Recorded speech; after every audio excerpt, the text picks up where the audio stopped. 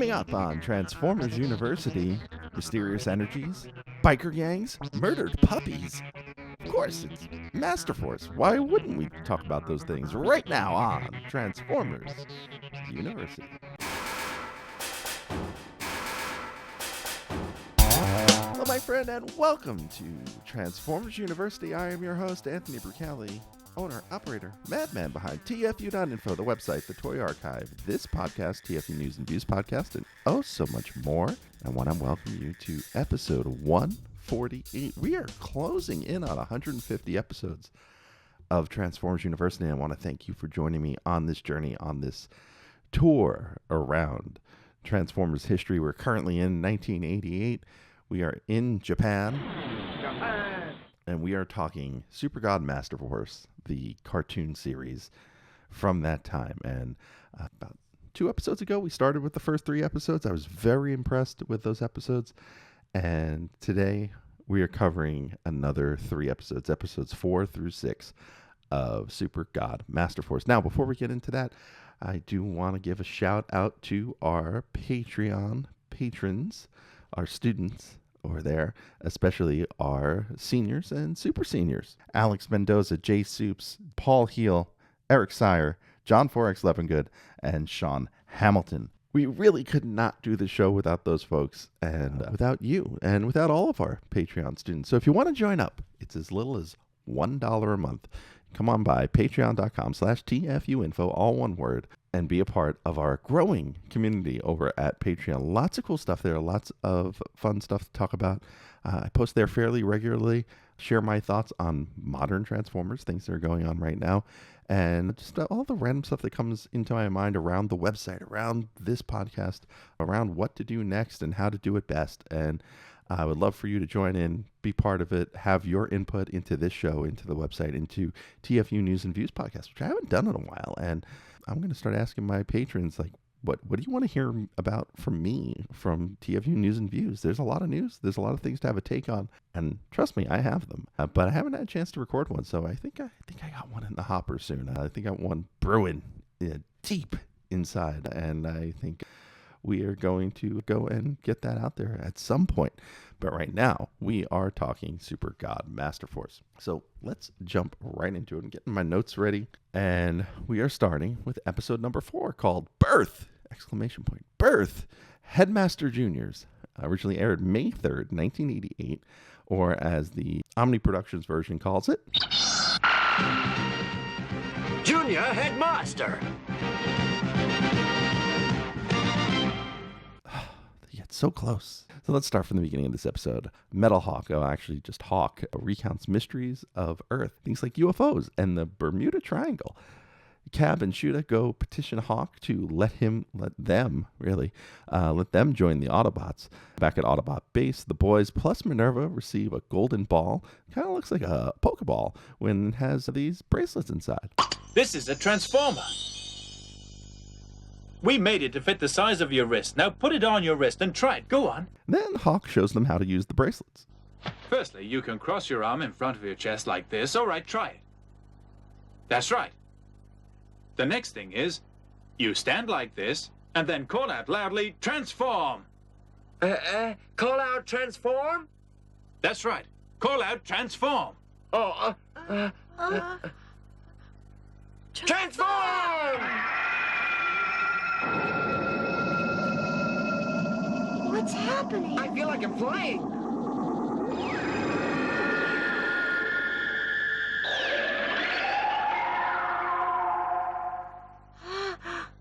Look, I've changed. Yeah, me too. It's amazing. You've changed into Transformers. Now you're officially one of us, the Junior Warriors. I wish all of you the best of luck. The kids test their new powers in their exosuits, which are essentially their like headmaster head modes, like in human form, of course, like the armor that goes around them to form the heads. And then next they get shown vehicles and go for a test drive. After Hawk explains to the kids that they will not fight. They are there for medical aid only. They will not engage with the Decepticons. And at Decepticon base, we meet 3 humans who are working for the Decepticons. Blood, aka Bombburst, allows them to go to the city and use their Decepticon bodies to wreak havoc on the city. Those three humans are Wilder, a.k.a. Fangry, Bullhorn, a.k.a. Horrible, and Cancer. Yes, Cancer, a.k.a. Squeezeplay. I'm guessing he has that name because he's a crab monster, and like the zodiac sign for Cancer is a crab.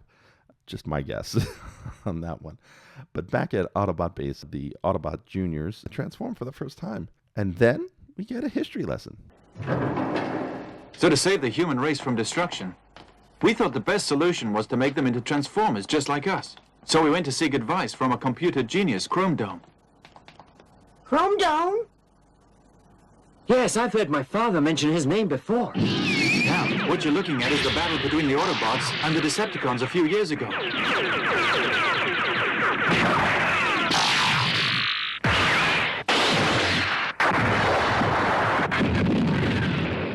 Finally, we managed to drive the Decepticons away from Earth. Still, the battle continues in the galaxy.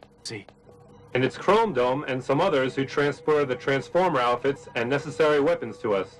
I'd like to see what Chrome Dome looks like. Well, shoot a go, you can. Hi, how are you, Hook? I've already had the Transformers you required sent to you. The Decepticons seem to be more active lately. We've got to watch them. We've all been busy here making another battle plan. But one thing is certain, we won't stop in our efforts to maintain peace for the Earth and its people. Okay, talk to you again. Hi, I'm Chrome Dome.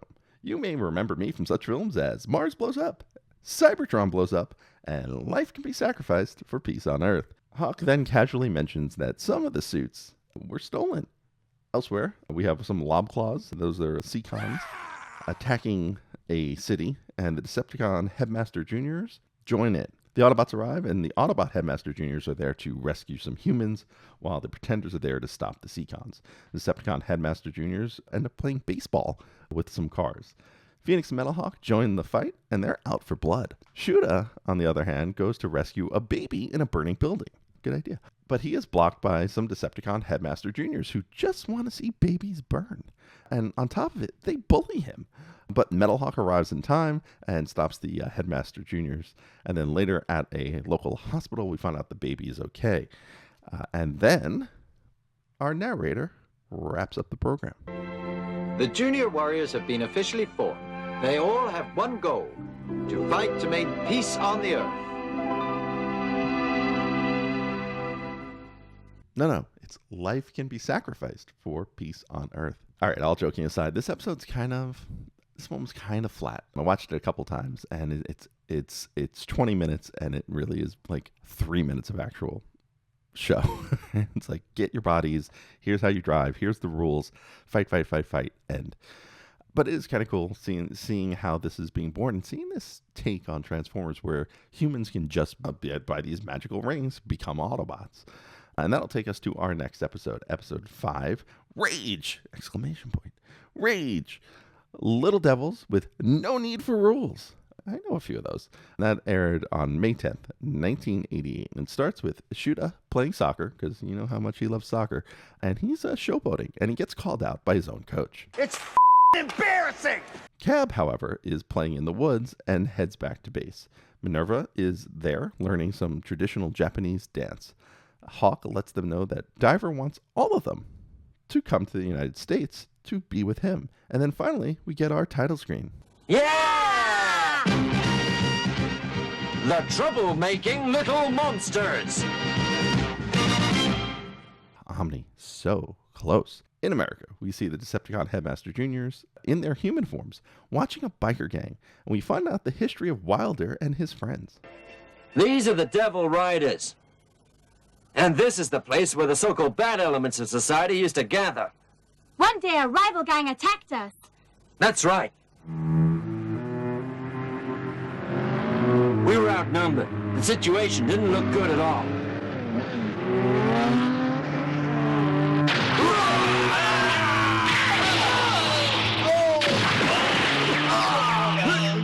Many of us were injured. I was captured and tortured.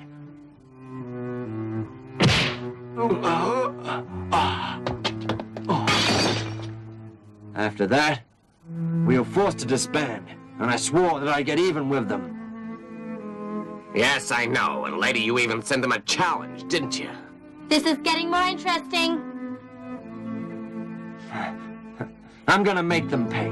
Now, according to TF Wiki, the translation kind of gets this wrong. The gang is really called the Cool Guys. And at Diver's base, the kids begin some training. And in this training, there's actually some neat generic hologram robots worth checking out. You know what? I'll clip them and I'll post them in socials so you can see them. And who knows, maybe it'll even be the art for this show. In the training, Minerva is training and rescuing a dog from a river. And then Diver heads off to investigate something in the real world. And we go to break. Coming back from break. So the biker gang faces off against the Headmaster Decepticons, and those Decepticons make short work of the gang. And then the Decepticons attack the city. 3 men are wreaking havoc in the main street, causing a great deal of damage. Shooter goes to help, and Cab follows. Minerva waits for Diver, and she sees a little girl get trapped under the rubble and decides to head out and help. Shooter tries to fight the Decepticons alone as Go Shooter. And Minerva and Cab find a dog and then the girl.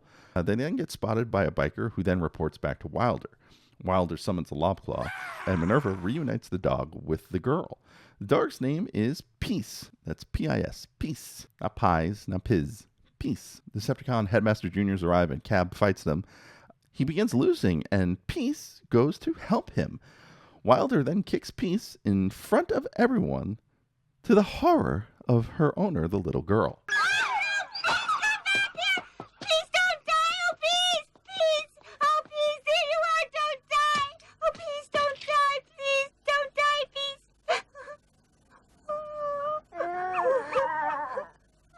Don't die! Oh, don't die! Please! Please don't die!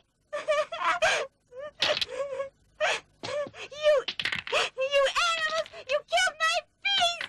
You killed my peace! No, you animals! Oh, no! Oh, no! You killed him! Look, all we're saying is give Peace a chance. Minerva then transforms and defeats the Decepticon Headmaster Jrs. Shuda is still fighting in the lob before the Autobot Headmaster Jrs. Join in. Kraken, which is Sea Wing, flies out from the water, but Diver defeats him. The Autobots then shoot off one of the Lobclaw's arms, which then Go Shooter kicks with one of his soccer moves and lodges it straight in the Lobclaw's chest. Before they destroy him, the Autobots win, and then they all meet up at Peace's grave, and the narrator takes over. After the battle with the Decepticons, Nightbeat has finally overcome her fear, and Siren and Horsehead also learned the importance of teamwork from this experience. They've determined that they'll fight to the end to preserve peace on Earth. More like peace in Earth. Am I right?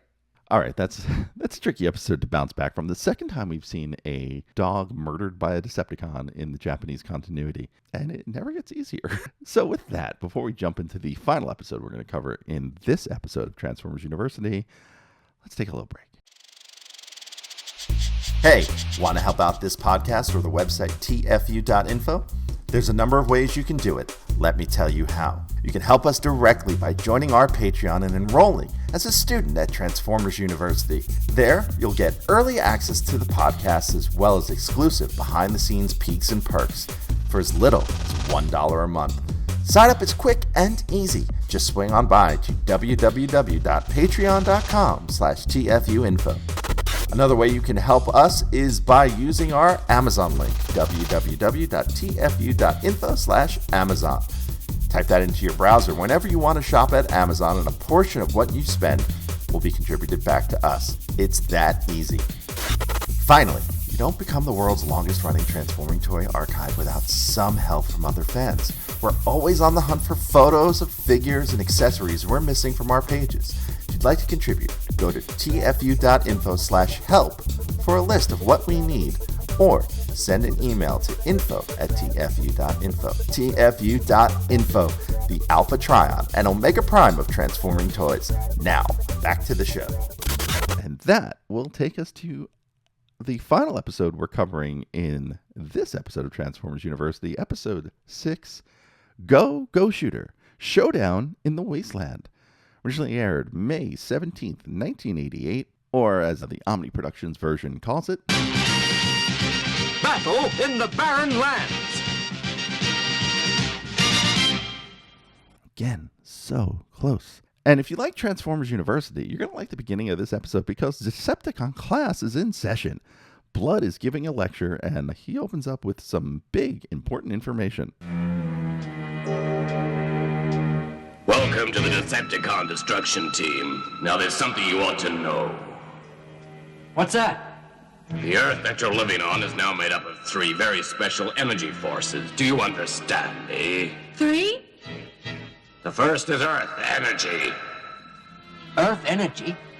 Earth energy allows all the vegetation on Earth to obtain elements which they require to survive. The second one is soul energy. Soul energy? That's right. Soul energy allows all living things on Earth, such as human beings, to maintain their life form and to continue to survive on Earth. And now the last one. The third energy is the force that surrounds the Earth itself. It allows the Earth to remain intact and is called heaven energy. Heaven energy? Earth energy? Soul energy? Therefore, if we are able to destroy or damage any one of these forces, that means life on Earth will be at stake, and the human race will be knocked off balance.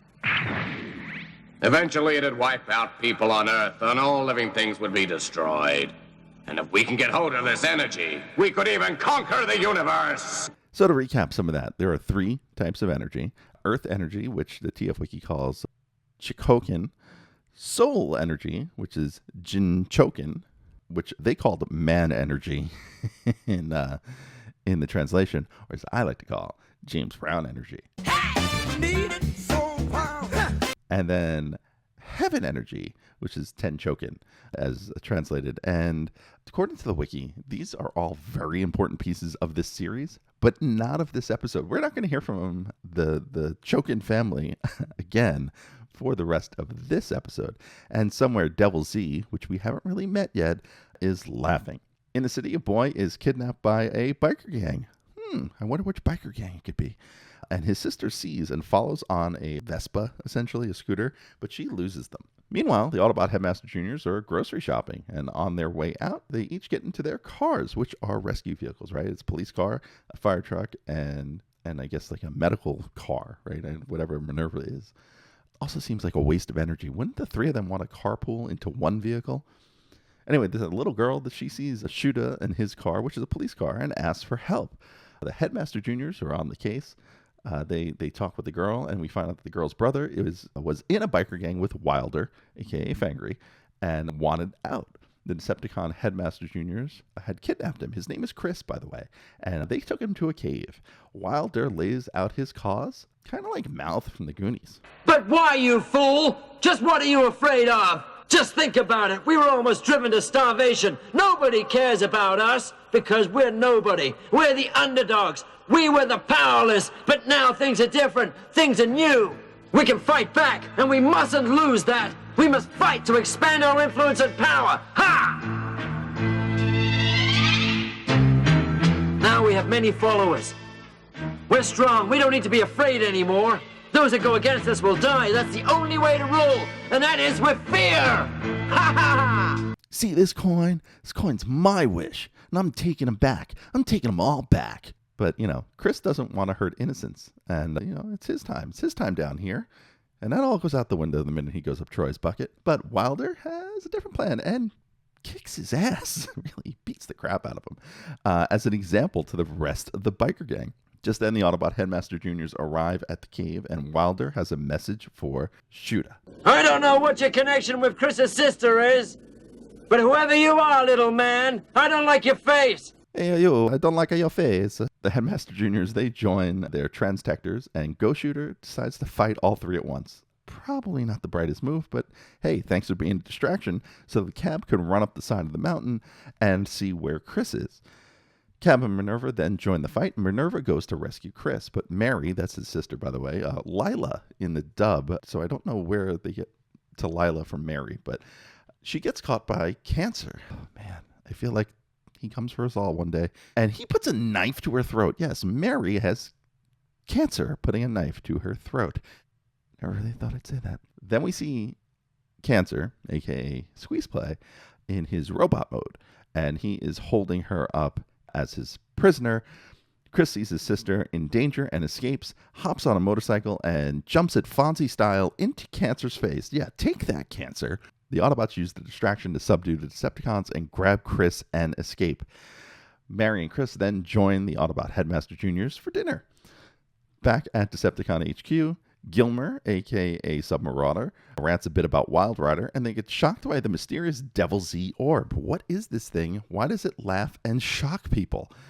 And that's where the episode ends, and there's an interesting error of note in this episode. So if you listened to the last episode when we covered the Masterforce album, I put the album cover as the art for the episode.